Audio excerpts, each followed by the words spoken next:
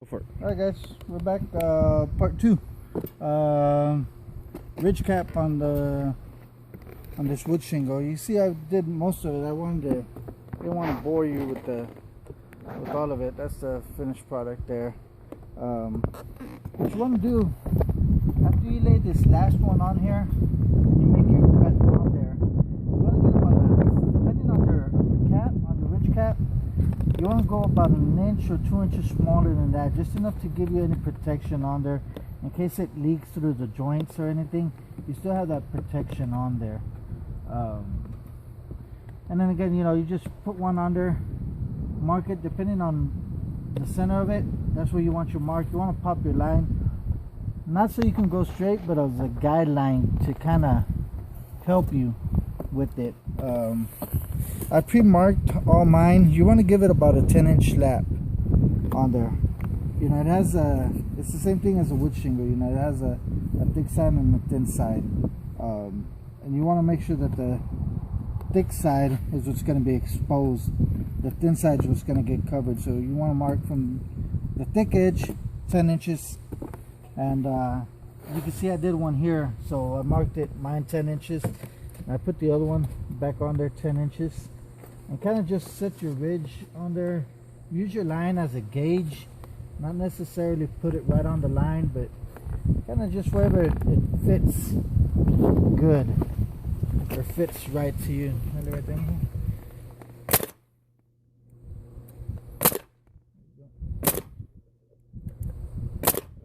Little problems with that.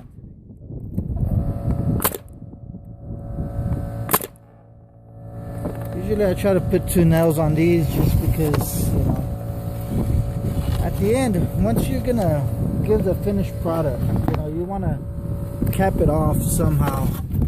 Some people will just go here, cut it, add another piece, and then cut it. That's fine.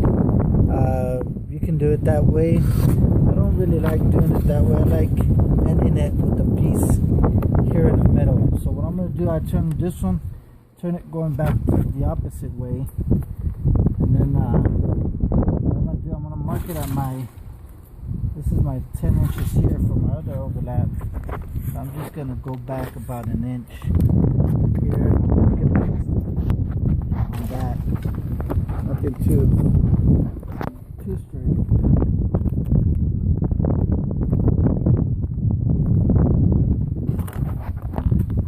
And also another good idea for you guys that maybe just want to do it as a project or something.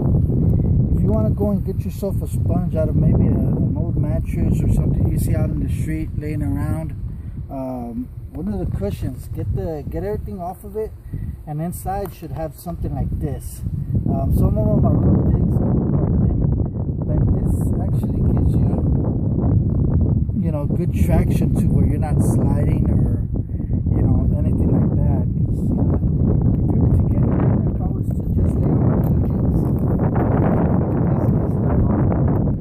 but if I get on the sponge and I do the same thing, it's weird how you don't slide off of it. As soon as you get onto just your blue jeans, you can slide right off of there. So that's a good trick there. FYI, make it a little bit safer.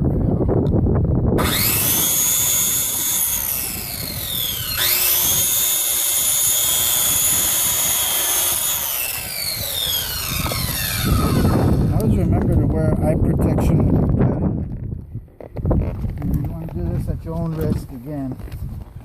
We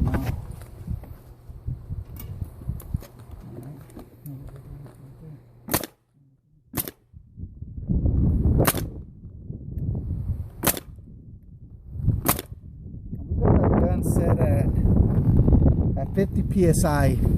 That's why we're probably having a little bit of trouble getting the nails to shoot out. But you set it at 50 psi, it'll give you a nice finish on there. You're not overdriving, you're not cracking it.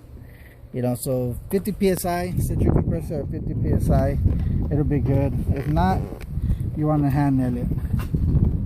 That'll also work if you're hand nailing it.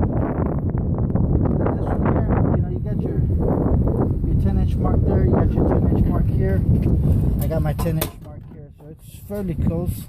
I'm just gonna cut it out at my 10-inch mark there. So we have almost 10 inches from here, almost 10 inches from here, and we're just gonna set that one on top, lay 4 nails on it, and we should be good to go.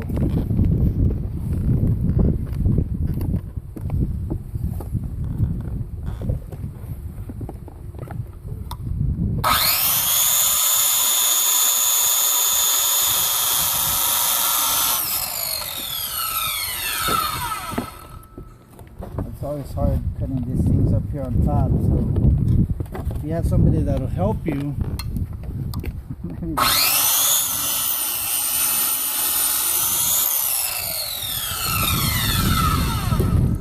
there you go. You know, you got a 10-inch piece here, so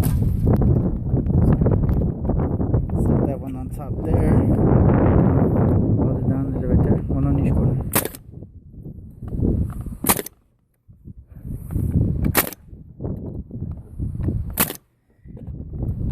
I recommend you put some clear caulk on anything that's wood, you know, because those nails will start to bleed. You'll start seeing black marks on them, you know. So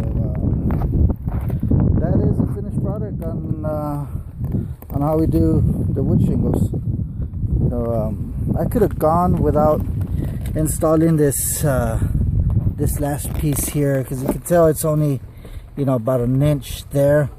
I could have gone without putting it on there, but I couldn't get away on this side, so it would be an offset off of both of them. So I'd have one side kind of leaning over a little bit too much, but you know, that's a nice little job here that we did. I'm gonna kind of step back so we can get the finished product. You can see, you know, it's not perfect. Right before I get off, you know, it's not, the lines aren't real perfect, just because some of the tiles, you know, some of the wood shingles aren't exactly cut straight at the bottom. But that line, you know, you want to use it as a gauge, not just you know, as trying to put it directly on the line. You can tell, if I can get this one, you can tell right about right in here, my line is right here and my shingles up here, but on this side, you know, my line's right underneath there. So you kind of just want to even it out, kind of make it look good. But you get it from far away, you know, looks beautiful. So that's how I do the wood shingles. And like I said, a lot of people might see this video and, you know, think, that guy's not a roofer, or, you know, but that's what I do as my trade. So I'm pretty good at it too, so, you know. But if anybody has any comments of how I did it, or why I did it this way, you know, or just want to talk smack, you know, go ahead and just leave me a comment. I'll get back to you, you know, and hit the like button if you like it. You know, if it helps, let me know if this helps. You know, I'm gonna try to do a little bit more of my actual work, what I do, you know, and all types of roofing and all that, just little videos like this. So I'm gonna try not to make them as long though. But hope you like it. I'll see you in the next video.